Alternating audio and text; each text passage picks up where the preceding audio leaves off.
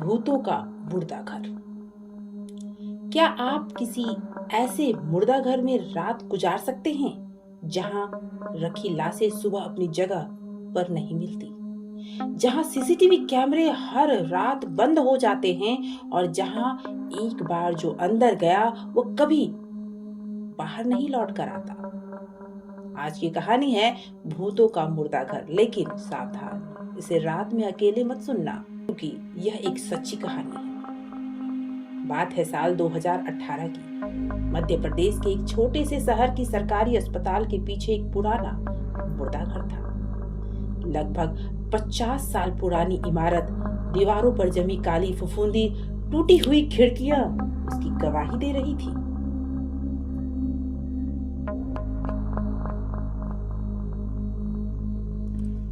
और चारों तरफ फैली अजीब सी बदबू।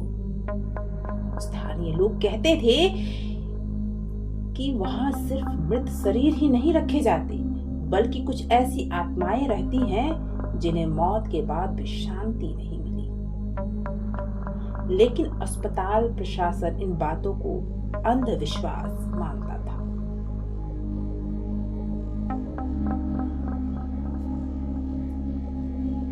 उस मुर्दा घर में रात की ड्यूटी करता था। उस मुर्दा घर में रात की ड्यूटी पर रहता था रमेश। उसकी उम्र थी 28 साल, निडर और तर्कवादी। उसे भूत प्रेत जैसी बातों पर बिल्कुल भी विश्वास नहीं था। जब लोग उसे चेतावनी देते, वो हंसकर कहता, मरे हुए लोग किसी को नुकसान नहीं पहुंचाते। उसे क्या पता था कि जल्द ही उसकी सोच बदलने वाली है।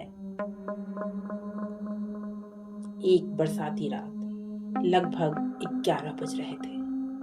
एक सड़क दुर्घटना में मारे गए 3 लोगों के शव मुर्दा घर में लाए गए थे।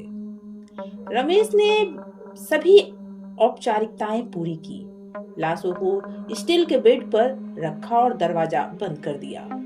सब कुछ सामान्य था, लेकिन रात के ठीक 12 बजे उसे भीतर से किसी धातु के गिरने की आवाज सुनाई दी।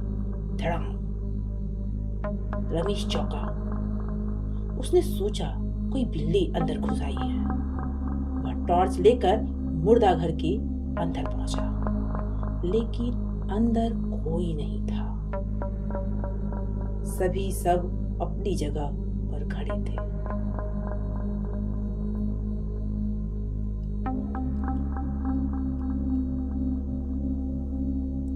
लेकिन अंदर कोई नहीं था। सभी सब अपनी जगह पर रखे हुए थे। वह वापस लौटने ही वाला था कि उसे लगा जैसे किसी ने उसके पीछे धीरे से फुसफुसाया, हमें बाहर निकालो। रमेश तेजी से पीछे मुड़ा, लेकिन वहां कोई नहीं था। अब उसके माथे पर पसीना था। उसने खुद को समझाया, शायद यह उसका भ्रम है। लेकिन जैसे ही वह बाहर निकला, मुर्दा घर का भारी लोहे का दरवाजा अपने आप बंद हो गया। धड़ाम। आवाज इतनी तेज थी कि पूरा गलियारा गूंज उठा। रमेश ने तुरंत दरवाजा खोला। अंदर सब सामान्य था, फिर भी उसके दिल की धड़कन बहुत तेज हो चुकी थी। रात लगभग 2 बज रहे थे। अचानक अस्पताल की बिजली चली गई। चारों तरफ अंधेरा फैल गया। सिर्फ रमेश की टॉर्च ही जल रही थी। तभी उसे फिर आवाज सुनाई दी, इस बार साफ और कई लोगों की एक साथ, हमें बाहर निकालो, हमें बाहर निकालो, हमें बाहर निकालो। आवाजें मुर्दा घर के अंदर से आ रही थी। डरते हुए रमेश ने दरवाजा खोला, टॉर्च की रोशनी अंदर डाली और जो उसने देखा उसका खून जम गया।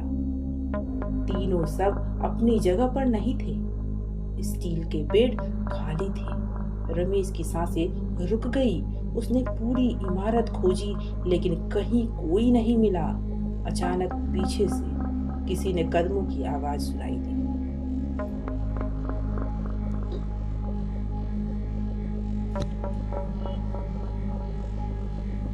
लेकिन कहीं कोई नहीं मिला। अचानक पीछे से किसी के कदमों की आवाज सुनाई।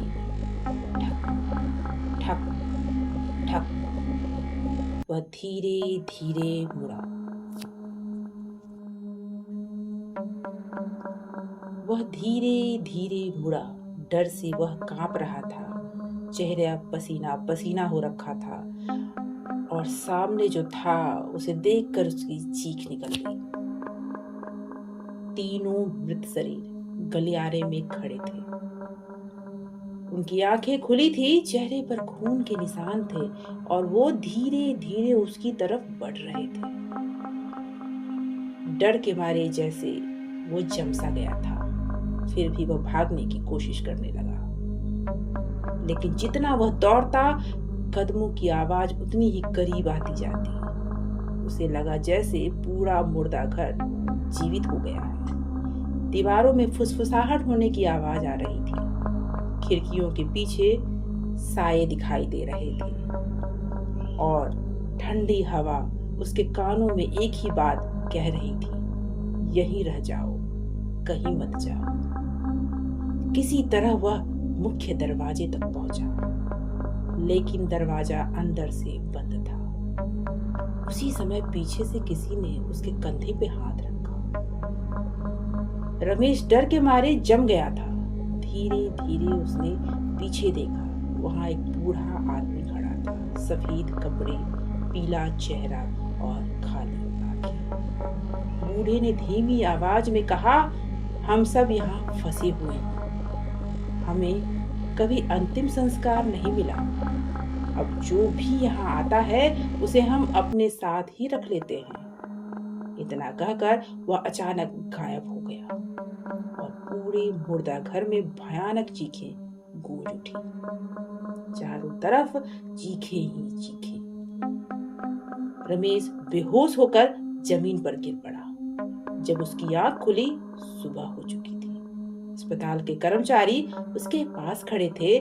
सभी सब फिर अपनी जगह पर मौजूद थे, जैसे कुछ हुआ ही ना हो। रमेश ने पूरी घटना बताई, लेकिन किसी ने उसकी बात पर भरोसा नहीं किया। सीसीटीवी फुटेज देखी गई। रात 2 बजे के बाद सभी कमरे अपने आप बंद हो गए थे और रिकॉर्डिंग में केवल एक आवाज सुनाई दे रही थी, हमें बाहर निकालो। इस घटना के बाद रमेश ने नौकरी छोड़ दी। वह कभी उस मुर्दा घर के पास नहीं गया, लेकिन आज भी उस अस्पताल के कर्मचारी बताते हैं कि हर रात ठीक 2 बजे मुर्दा घर के अंदर से फुसफुसाहट सुनाई देती है और कभी कभी खाली गलियारे में कदमों का आवाज सुनाई देता है। अगर आपको आधी रात को किसी सुनसान जगह से कोई आवाज बुलाए तो कभी पीछे मुड़कर मत देखना, क्योंकि हो सकता है वह इंसान नहीं, भूतों के मुर्दा घर की कोई भटकी हुई आत्मा हो। क्या आपको लगता है कि रमेश ने जो देखा वो सच था या भ्रम? कमेंट में जरूर बताइएगा और ऐसी ही डरावनी कहानियों के लिए चैनल को सब्सक्राइब करना मत भूलिएगा।